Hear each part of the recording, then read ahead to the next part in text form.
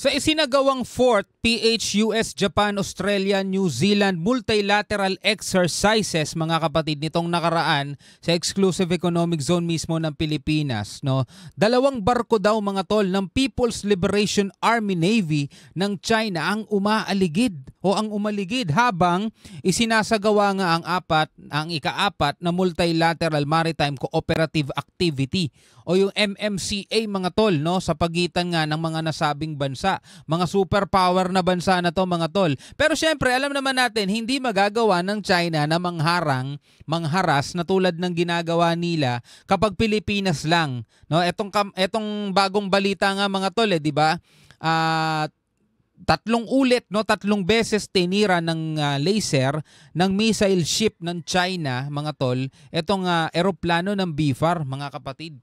Pero syempre, kapag may mga kasama tayong superpower, hindi nila magagawa yan. No? Sabi nga rito sa report mga tol, sa kabila daw nito matagumpay pa rin na isagawa ang pagsasanay sa pagitan ng Pilipinas at ilang kaalyadong bansa na nilahukan din ng New Zealand sa unang pagkakataon mga tol. Etong balitang to ay mula sa UNTV mga kapatid. No? Bibigyan natin to ng reaksyon, bibigyan natin to ng komentaryo, opinyon, kritisismo at kung ano-ano pa. Pwede nyo ako samahan mga kapatid, pwede kayo magbigay ng inyong commentary at pwede kayo magbigay ng inyong reaksyon sa comment section sa ibaba.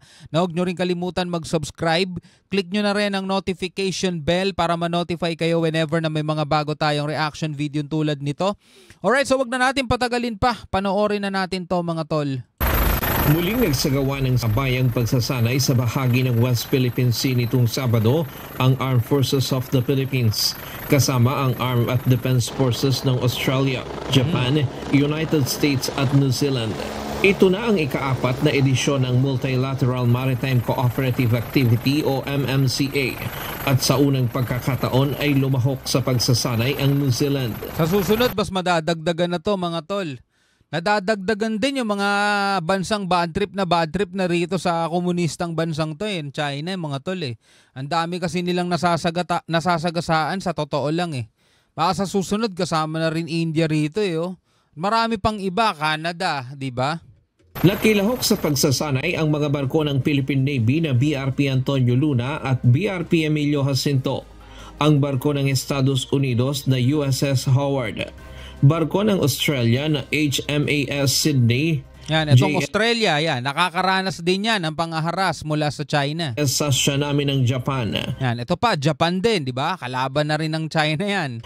At HMNZS Aotearoa ng New Zealand. Ito, bago pa lang sa unang pagkakataon.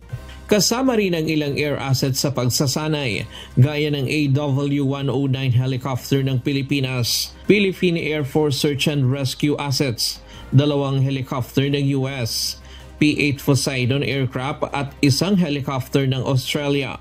Kabilang sa mga aktibidad ng free sail briefing, communication exercises o COMEX, cross-deck exercises, division tactic, officer of the watch drills, photographic exercises, replenishment at sea approaches, maritime domain awareness exercises, at contact reporting. Pero mo napakalawak nitong dagat na to mga tol. Napakalawak niyang dagat na yan.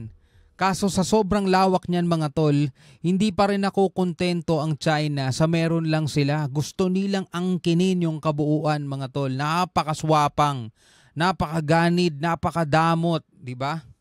Ay nako. Dinisenyo ang mga aktibidad na ito upang paghusayin ang operational readiness at collaborative capabilities ng mga kalahok. Sa kanyang pahayag, binigyang diin ni AFP Chief of Staff General Romeo Browner Jr. ang kahalagahan ng pagsasanay. Aniya binibigyang diin ito ang pangako ng bawat bansa na ipagtanggol ang karapatan sa freedom of navigation at overflight, pati na rin ang iba pang legal na paggamit ng dagat at international airspace, at ang paggalang sa mga karapatang pangdagat ayon sa UN Convention on the Law of the Sea o UNCLOS. Yan ang bagay na hindi ginagalang ng China. Napakabastos nila dyan mga tol. Talagang wala silang galang dyan. Diba? 2016 arbitral ruling hindi rin nila kinikilala. Pero ito matindi mga tol. UNCLOS. Nakapirma sila dyan Diba? Isa sila sa mga nakapirma dyan mga tol, 1982 UNCLOS mga tol. Para wala sana tayong pag-aaway-away kasi ito yung nagde-define. 200 nautical miles exclusive economic zone ng Pilipinas. Meron din ganyan ng Taiwan, China, Vietnam, Indonesia, Malaysia, Brunei. Mga bansang yan mga tol meron. Yun nga lang, lahat ng yun sinagasaan ng China kasi ang gusto nila, yung buong dagat na yan, amin lang yan. Yun ang matindi doon mga tol, no? Meron tayong international law at eto nga, no, United Nations Convention on the Law of the Sea. Pero ayaw nilang kilalanin, ayaw nilang irespeto mga tol. Samantala, ayon kay Rear Admiral Roy Vincent Trinidad, tagapagsalita ng Philippine Navy para sa issue ng West Philippine Sea, 2 barko ng People's Liberation Army Navy ang bumuntot mula 8 hanggang 14 nautical miles habang isinasagawa ang pagsasanay. Isa sa mga ito ang lumapit pa ng hanggang 1 nautical mile pero umalis din. Wala namang umanong ginawang dangerous maneuver ang mga ito. Hindi nila magagawa yun. Diba? May kasama tayong Australia, Japan, US, New Zealand. Diba? Magagawa nila yung kung Pilipinas lang yan mga tol. Didikitan talaga ng China yan. Baka banggain pa nila yung mga barko natin, di ba? Ganun ang ginagawa nila. Eto nga lang nagpapatrolya yung natin, BFAR natin biruin mo. Ni-laser nila, tinira nila ng laser, missile ship ng China mga tol. Dito, wala silang magagawa dyan. May mga kasama tayong superpower na bansa. Di ba? Bubuntot-buntot sila, alis-alis din. wala silang magagawa mga tol, di ba? Tuloy natin to. At wala ring na-monitor na pagsasanay ang China sa lugar. Ngunit sa kabila ng pagbuntot ng mga barko ng China, naging matagumpay ang nasabing pagsasanay. Ryan Lacanlale, UNTV News and Rescue. Di ba? Basang-basa na natin mga tol. Mga galawan ng China, sa mga mahihinang bansa lang sila mga tol, agresibo. Oo, nakakaranas din ng pambubulas, pangaharas yung mga malalakas na bansa tulad ng mga dumadaan sa may Taiwan Strait, katulad ng nakaraan, Germany, Australia, di ba? Na umaalma sila. Pero hindi to the point na haharangin nila, babanggain nila. Sa Pilipinas lang nila nagagawa yun. Diba? Ito nga, papasok-pasok sila ng ng airspace ng Japan Hindi rin naman sila makatagal Sinusubukan lang nila yung puwersa ng Japan papasok-pasok sila ng territorial waters ng Japan. Umaalma rin ng Japan doon mga tol. Binawian nga sila Yung destroyer ng Japan dumaan sa Taiwan Strait, diba? Umaalma ang China mga tol. Nag-iiyak sila doon. Hindi nila magagawa sa mga bansang to yung ginagawa nila sa Pilipinas. Kasi yung Pilipinas mga tol, kilala na rin nila walang-wala tong mga to, kulang sa kakayanan to. Yung mga politiko hindi nagkakasundo sa kanila. Diba? Meron tayong mga tao rito, meron tayong mga supporter dito sa bansang to. Diba?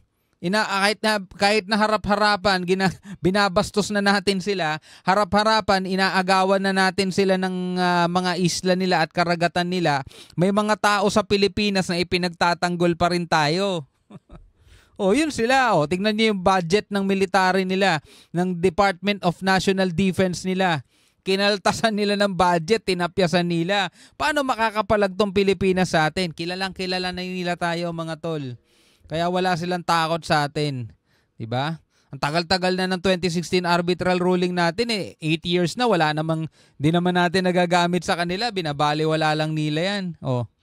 Pero ito, dahil nga may mga kasama tayong bansa, hindi sila makaporma. Anyway, bilang isang Pilipino mga tol, ano masasabi nyo dyan? Comment na lamang kayo sa baba. Hanggang sa muli, ako nga pala si Shobaldi. Peace out.